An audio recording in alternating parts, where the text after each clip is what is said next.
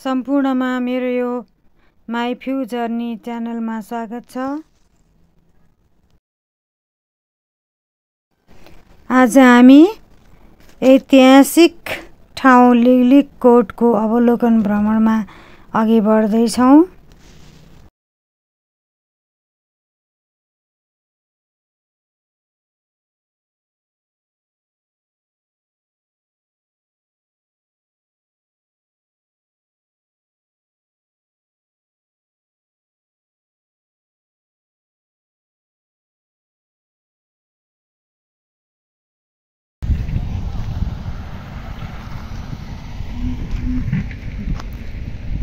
बालुङटारको airport.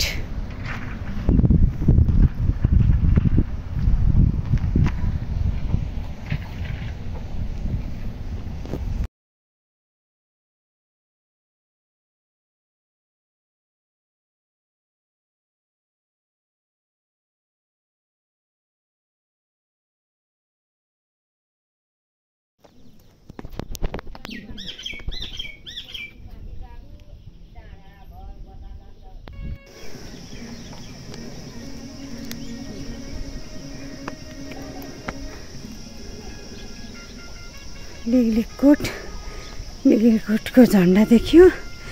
यहाँ केको tower बनाउन रहेछ।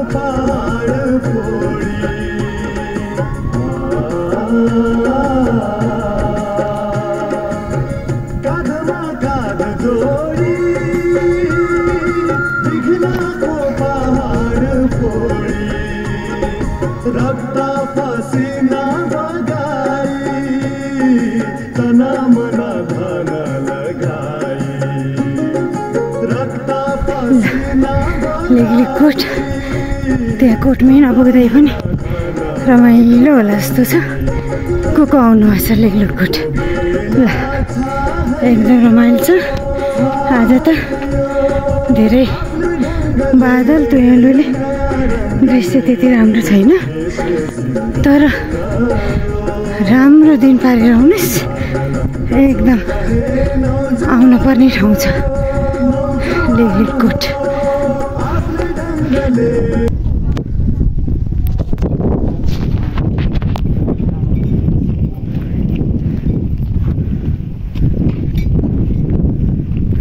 पारी देखिएको राइनसकोट, यतापट्टि राइनसकोटको त्यो तल धमिली कुवा, तारको घाट, कालीमाटी। लिगलिगकोट ऐतिहासिक ठाउँ।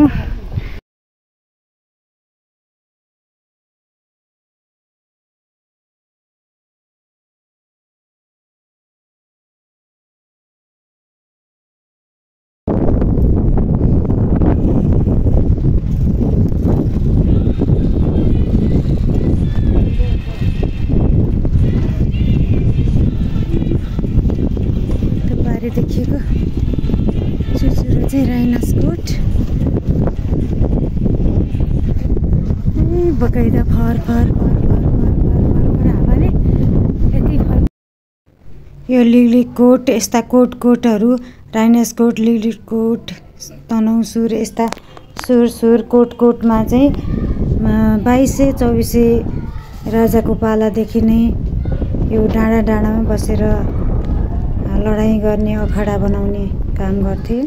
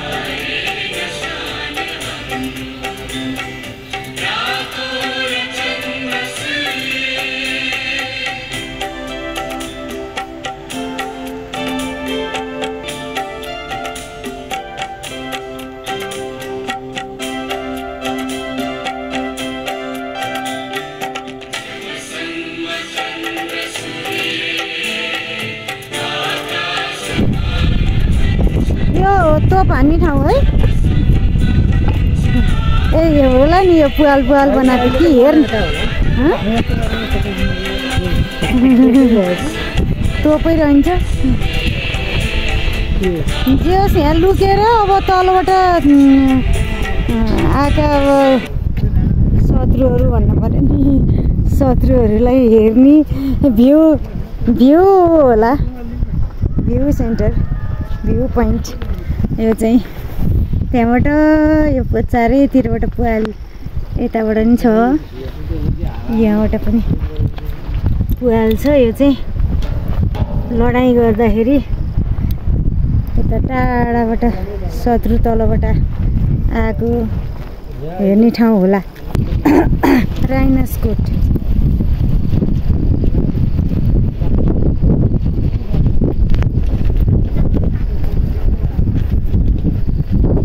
जुम गरेर देखाएँ।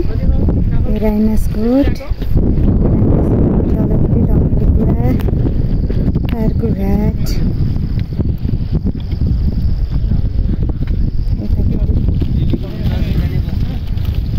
चोकको डाँडा छ, त्यसपछि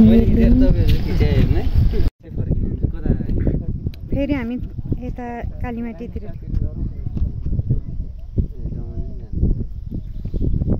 यो पारीको हर्मी अरे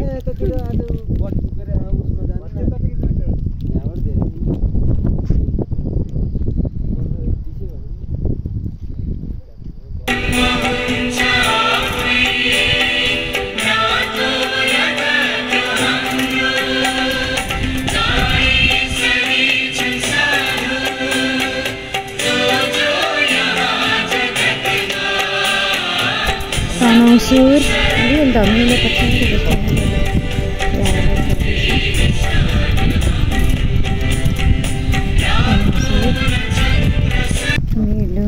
चोक चिसापानी,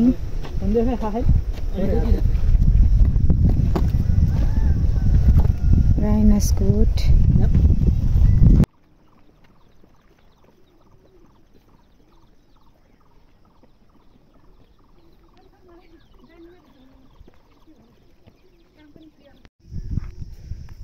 यतापट्टि यो लुइटेल स्कुल।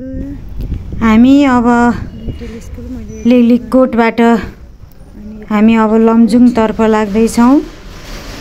लमजुङतर्फ जाने क्रममा हामी चेपे नदी पार गरेर जान्छौँ। चेपे नदीले लमजुङ र गोर्खाको सिमाना मात्र छुट्याउने काम गरेको छैन। यसको एउटा ऐतिहासिक महत्त्व पनि छ। विक्रम सम्वत 1550 तिर लमजुङका राजा यशोब्रह्मा शाह थिए। यशोब्रह्मा शाहको मृत्युपछि उनका जेठा छोरा नरहरि शाह लमजुङका राजा भए र उनका जेठा छोरा लमजुङका राजा भए भने कान्छा छोरा द्रव्य शाह चाहिँ गोर्खाका राजा भए। राजा नरहरि शाह चाहिँ अलि क्रूर स्वभावका थिए, अलि कडा खालको शासन गर्थे।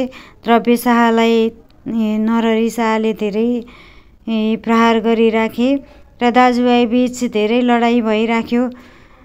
यो देखेर उहाँकी आमा वसन्तवतीलाई साह्रै चिन्ता पर्यो र एक दिन दुवैजना छोराहरूलाई चेपे नदीको किनारमा बोलाएर उहाँले आफ्नो स्तनबाट दुधका धारा बगाउँदै चेपे यो चेपे खोला पार गरेर तिमीहरू वारिपारी गर्यौ भने मेरो श्राप लाग्नेछ, तिमीहरूलाई मेरो दुधको भार लाग्नेछ, तिमीहरू यो लडाइँ नगर, अबदेखि तिमीहरू यसरी वारिपारी गरेर लडाइँ गर्ने झगडा गर्ने काम नगर भन्दै दुधको धारा बगाएर छोराहरूलाई शान्त बनाउनको लागि कोसिस गर्नुभयो।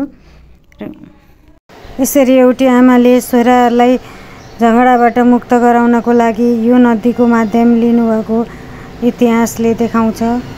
मेरो यो भिडियो हजुरहरूलाई कस्तो लाग्यो? एक लाइक, सेयर र सब्सक्राइब गर्न नबिर्सिनुहोला। कमेन्ट पनि गर्नुहोला।